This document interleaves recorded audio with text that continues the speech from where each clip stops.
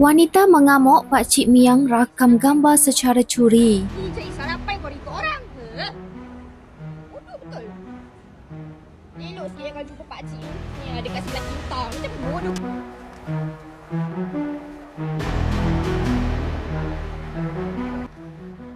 Tindakan seorang lelaki yang didakwa merakam gambar seorang wanita tanpa kebenaran di Klang, Selangor mencetuskan kemarahan dan perhatian netizen di media sosial.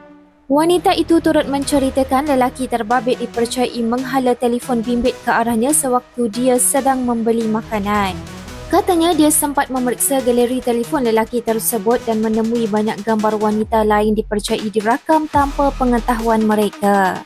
Difahamkan lelaki itu turut dilihat sering merakam gambar guru tadika serta para ibu yang menghantar anak ke sebuah taska berhampiran, namun tiada siapa yang berani menegurnya sebelum ini.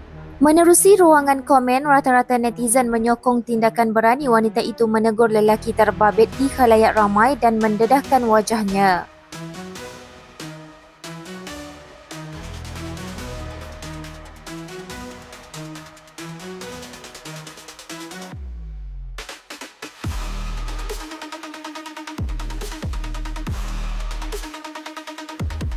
Cari kau ikut orang. Sibuk je. Pagi cari sarapan kau ikut orang ke? Bodoh betul.